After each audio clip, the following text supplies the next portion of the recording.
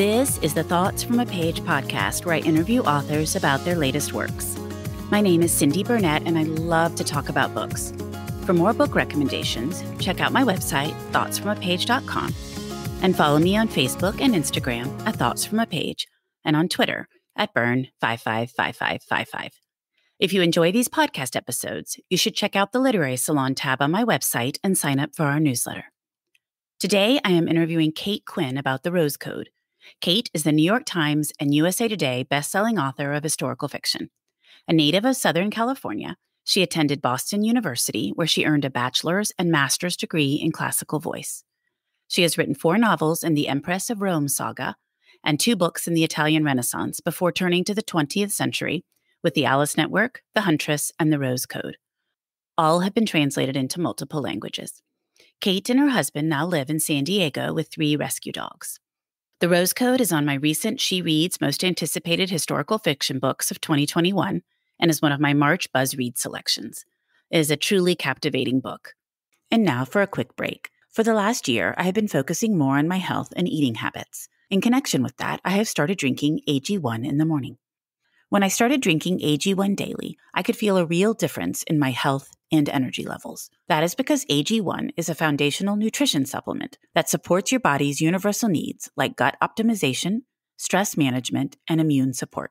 Since 2010, AG1 has led the future of foundational nutrition, continuously refining their formula to create a smarter, better way to elevate your baseline health. I recommend AG1 to all of my family and friends because the company has a team of doctors and scientists. It is tested for 950 contaminants and is NSF certified for sport. It is formulated based on the latest science, and it maintains high quality standards. Thanks AG1 for sponsoring my show.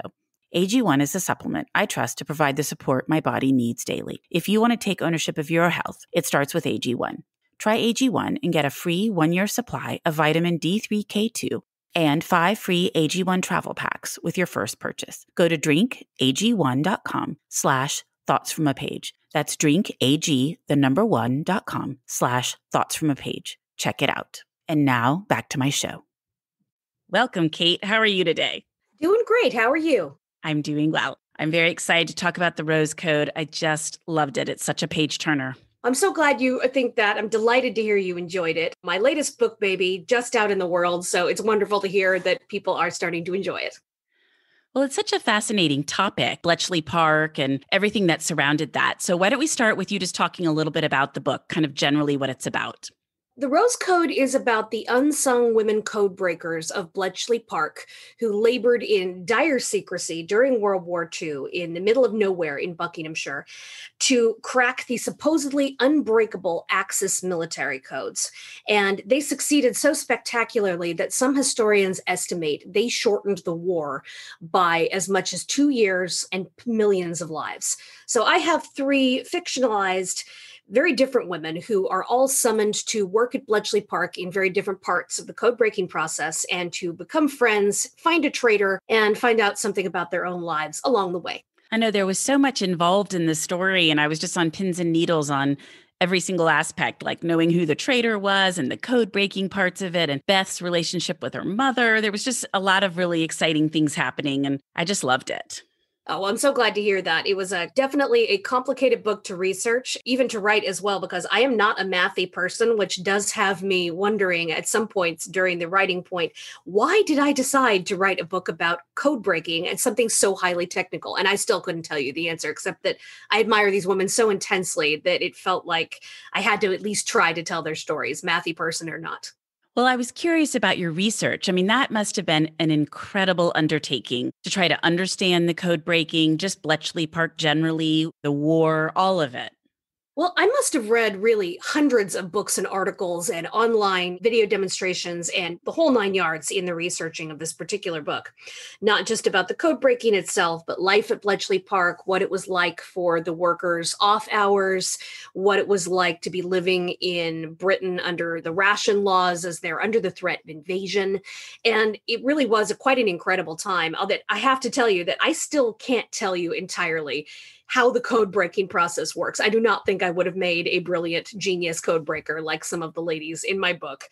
All I could do in the end was, even when the technicalities had me totally out to sea, which they still did, no matter how much research I did, was say, it's not my job to tell you how to break Enigma codes, but it is my job to tell you how it feels to break Enigma codes. So that is what a novelist like me with a very non-mathy brain tries to focus on in the end.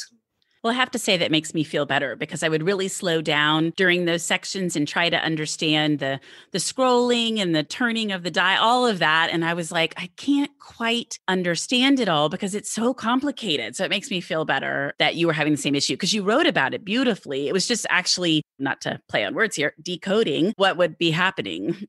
Yeah, I will have to say, I do not think, as I said, I would make a genius code breaker, but it was great fun in any case to write about genius code breakers because the work really is intriguing, even if it is something I still find a mystery in many ways.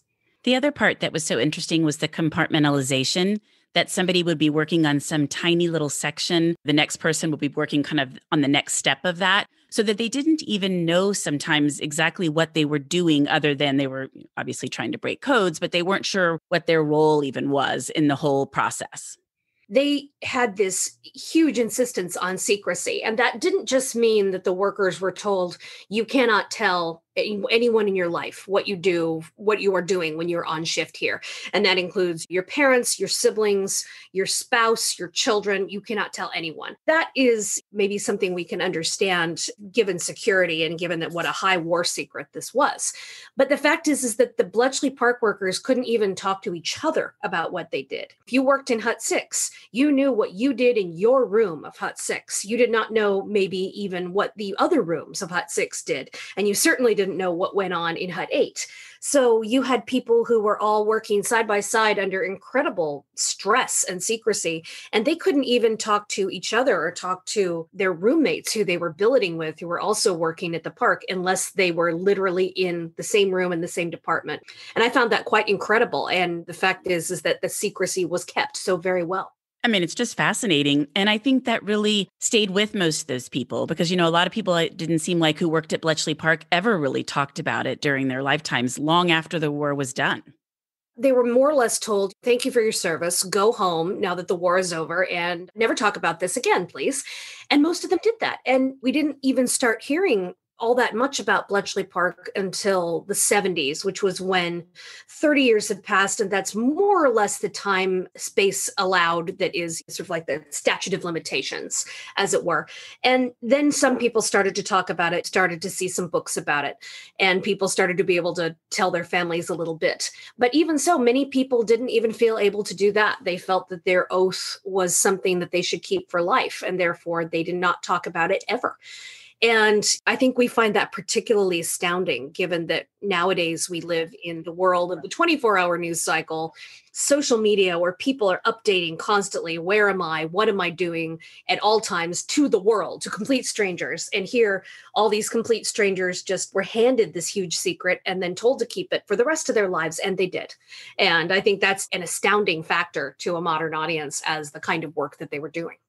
I agree completely. And the other thing that I thought you represented so well was what it would be like to work at Bletchley Park and then try to live your everyday life when they had the very few moments that they had of everyday life, that you couldn't say anything. So then people would be questioning you and you had to just kind of play dumb. And the men particularly that were there, that they would a lot of times kind of get harassed for not volunteering, wanting to fight. And in fact, they were doing very important work. Yeah, that was one of the things I really found one of the biggest conundrums. And as you say, it especially affected the men because they're doing this hugely important war work, which they can't talk about. And then when they go off duty, they might find themselves harassed or spit on or just sort of socially shamed, even by their own families, because it's like, why aren't you in uniform? You're a young man. Why aren't you fighting? And they can't even defend themselves. For the women, it's a little better because it's assumed they're doing some kind of war work. It is definitely true that even though the Bletchley Park codebreakers weren't going into the field in very dangerous ways, the way spies did or operatives, they were still operating under incredible mental and emotional stress.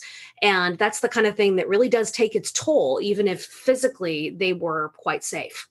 Bletchley Park from your story really grew. Like when the women first arrived, it was pretty small. And then over time, it expanded enormously. Yes, and that's one of the things I found very impressive about it. Like in the beginning, Bletchley Park was just a room, a few rooms full of Oxford and Cambridge graduates who were scratching away on notepads in this very ramshackle fashion. And then they kept recruiting more and more people, quite often by word of mouth or by trustworthiness. Just kept growing until you had these huts all around the mansion, and then you had outstations, and then you had more and more machines that were trying to shortcut the work. And by the end of the war, you had literally a code breaking factory with thousands of people involved over many outstations.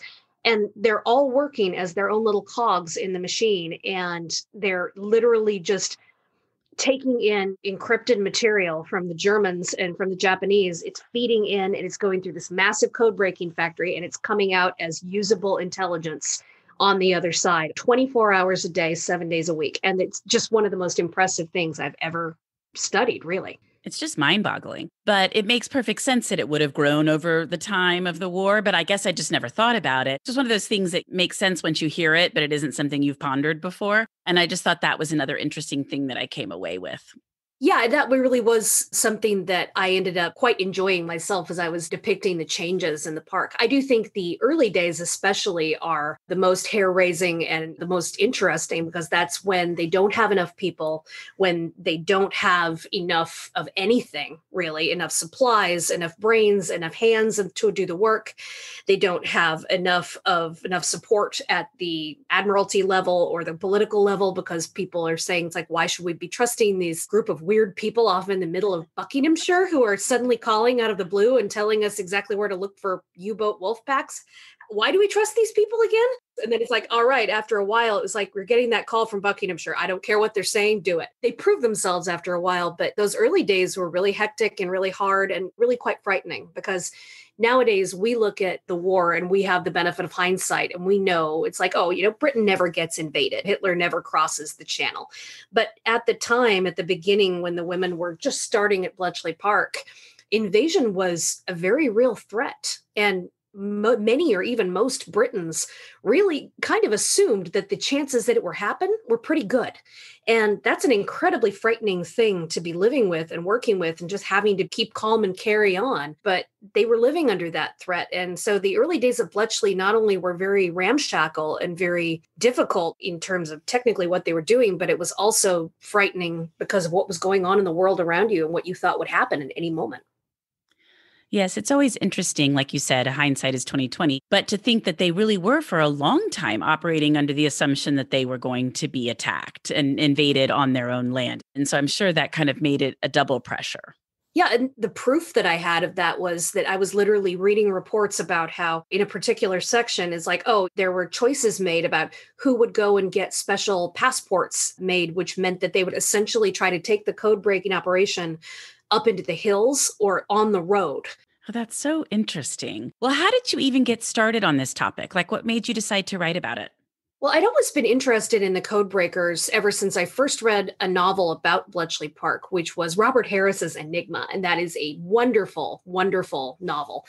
And so I really was interested to learn more. And I've done some reading on it on and off over the years.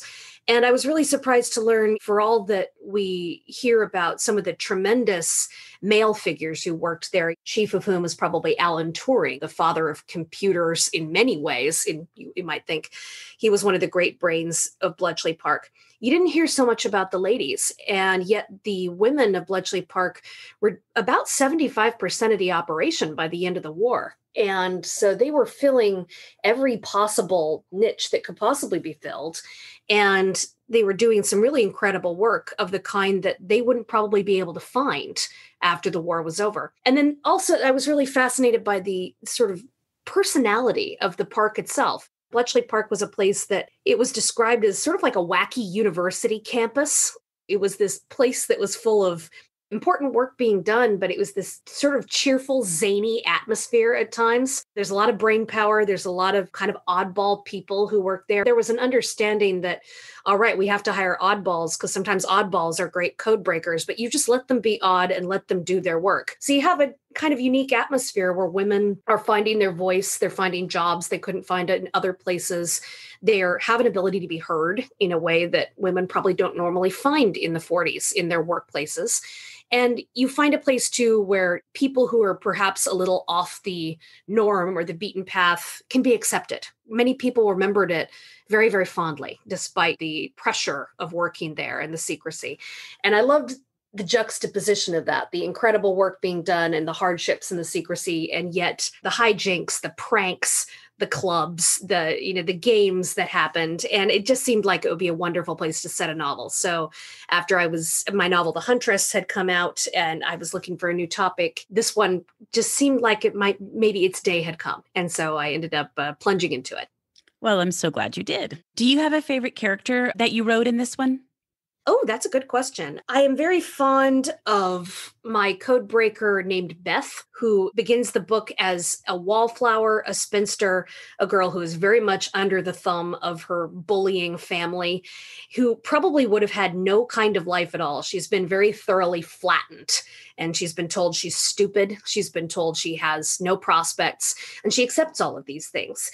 And yet when Bletchley Park moves into the manor house down the road and the operations come up, she ends up recruited and an entirely new life starts for her. And I love the idea of the wallflower that blooms. It's a wonderful trope in romances. It's a wonderful trope in almost any book, in literary fiction, in anything. And so Beth is very much the wallflower who blooms, but it's not a romance that brings her out of her shell. It's not even a friendship, but what it really does it is the work, because Beth, as she figures out, has a great capacity to see patterns and a great capacity for things like crossword puzzles and mental tricks and mental games.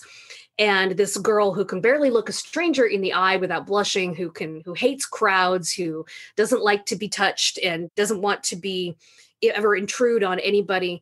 You put this girl in front of a supposedly uncrackable German code, and she suddenly turns into a firecracker. And she realizes, this is what I can do, and I can do it better than almost anybody. And I love the idea that an intellectual passion can be the thing that catalyzes an entire life. And so I was very fond of Beth, even though she's a bit of an odd duck in a lot of ways. I agree, though. I liked that what made her come out of her shell was her intellect versus some other person. I thought that was a great way to do it. And I felt for her because she had a bit of a row to hoe, but I really, really liked her. Yeah, I did enjoy her a lot. And she's based with her code breaking abilities on a number of real female cryptanalysts. And it was great fun to research them in creating my fictionalized heroine, Beth. And I'm sure just sort of in awe of some of these women and what they were able to accomplish. It's just amazing. Yeah, it really was. I kept thinking, man, I would love to take you ladies out to lunch and just pick your brain if you would agree to talk to me, which you probably wouldn't, because you would say Official Secrets Act, and that would be the end of the story. Well, I love titles and covers, so I'd love to hear a little bit about how your title came about and then your absolutely beautiful cover, how it came about. Oh, that's definitely a fun discussion. The Rose Code came about as a title just sort of from the beginning. I knew that the end of this book was going to, and no spoilers here, involve a last ditch effort after the war to break one last code. And so therefore there was going to be a particular code that is a problem. And then that meant that I would need to give a name to it, because all the ciphers at Bletchley Park were given names. Now, most of them were given names of things like colors, like there was red for, I think, Luftwaffe. And once they ran out of colors, which they only started using colors because that's the colored pencils they were using, they started naming them after birds or after marine mammals. The Navy codes have been named after shark, dolphin, porpoise, things like that. So they were using animals, they were using colors, and there was some bit where they were using flowers. So I thought, well, a rose code, why not? I mean, so I decided my fictional code would be called the Rose Code. And then that made a nice little sort of metaphor I could thread throughout as far as the rose being a great symbol. And then, when we looked at the cover and we started having discussions on it, I was like, really the thing I wanted something that would show mental effort and not just be a girl looking wistfully off into the middle distance, the way sometimes you can see a lot of covers that look that way. And there's usually a plane in the sky. And it's like, I think we've seen enough plane in the sky World War II covers with a girl looking wistful. I'd kind of like to see something that shows intellectual effort on her part. And It really was right out of the gate almost perfect. There was the girl who has her back to the viewer and she's looking at the bomb machine, which is one of the code breaking machines. And she very much has an atmosphere, has a whole look about her of tension. She looks like she's working. She looks like she's concentrating. She does not look like she would relish a tap on the shoulder or for someone to ask, how are you doing today? She looks like she's got a job to do. And I loved that about it right away. And I thought too, it had a nice tie into the book because one of my second heroine in the book, named Mab, is a tall brunette who does work the bomb machines in Bletchley Park. And so I decided this definitely on the cover is Mab. She is definitely a tall brunette and she's in front of the bomb machines, which didn't actually glow gold the way they do on the cover of the book. But I prefer to think that that's more the way they look in her imagination as she's watching them. Well, that's exactly what I thought about was Mab. And that makes me think about your great descriptions of like trying to plug that machine in and everything sparking, and then how they were in their underwear sometimes because it was so hot in there. I just loved all of that. It was just fabulous. I know you're in the process of getting this book out into the world, but I always love to look ahead a little bit. And I know you and Marie Benedict have written an Audible original together. So I'd love to talk a little bit about that. And then are you working on anything else at the present? Yes, I can talk a little bit about the Audible I'm doing with Marie Benedict first. It's titled Smoke Signal. It will be out in February. And that came about very naturally because Marie and I realized quite by accident that her work in progress and mine had a natural historical crossover. She was writing about Agatha Christie, and I was writing about Bletchley Park. And we knew from history, I happened to know historically that Agatha Christie was friends with one of the top code breakers at Bletchley Park, and that she had a certain crossover with Bletchley itself that was very intriguing.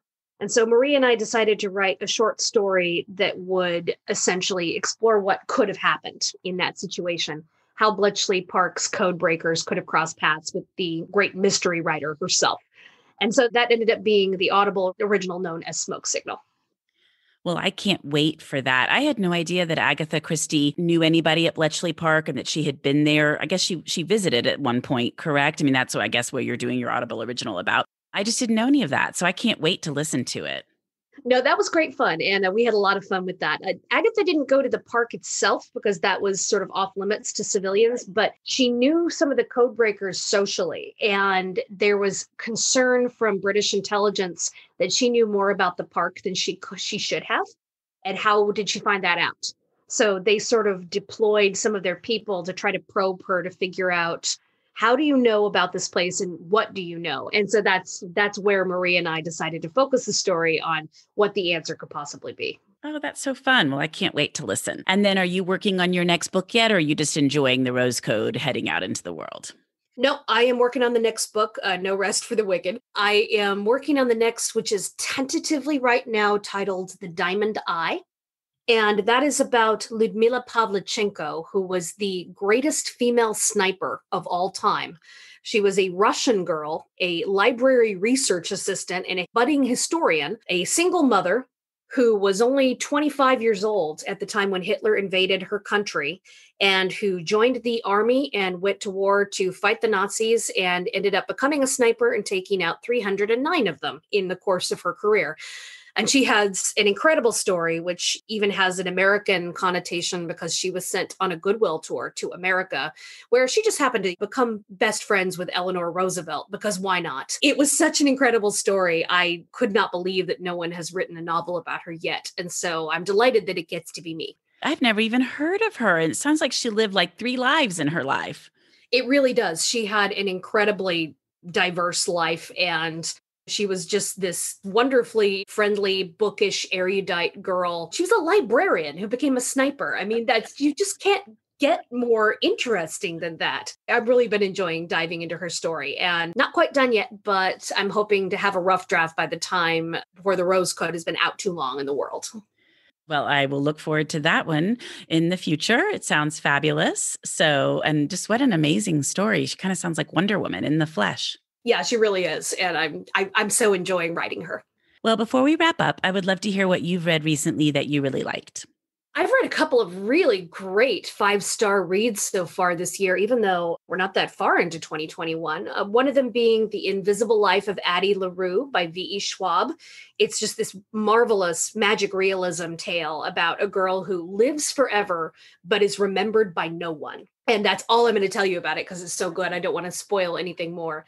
Another one that came out not long ago is The Children's Blizzard by Melanie Benjamin.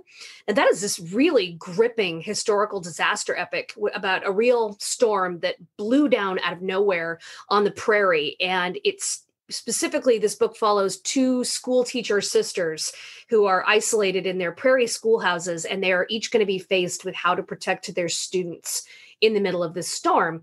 And I literally could not put this book down while I was reading it. It just devoured me. So that was another one that I really enjoyed this year. Next on the list, which I really can't wait to dive into because I've been waiting for it to come out, is Yellow Wife by Sadiqa Johnson. That's my next up. And that is about an enslaved woman who's fighting for her freedom from the infamous historic jail called the Devil's Half Acre. So that's what I've got on my TBR right now. And 2 of those I've read already. They're fabulous. And Yellow Wife is next in the queue. And I absolutely can't wait. I just interviewed her not too long ago, and she is just fantastic. And yes, that book is what a story. Oh, I can't wait then. It's already next on the list. So now I'm really going to be diving in as soon as I can. And I need to read Addie LaRue too. Everybody keeps talking about it. And I have it from Libro FM, but I just haven't had a chance to listen to it yet. But I'm dying to because it just sounds fabulous. Well, Kate, thank you so much for joining me today in the Thoughts from a Page podcast. I really appreciate your time. No, my pleasure. Absolutely. I'm so glad you enjoyed the Rose Code. And thank you for having me up to burble about it. Thank you so much for listening to my podcast. If you like this episode, and I hope you did, please follow me on Instagram at Thoughts From a Page. Tell all of your friends about the podcast and rate it wherever you listen to your podcasts. I would really appreciate it. Kate's book can be purchased at Murder by the Book, where I work part-time, and the link is in the show notes. Thanks to KP Regan for the sound editing, and I hope you'll tune in next time.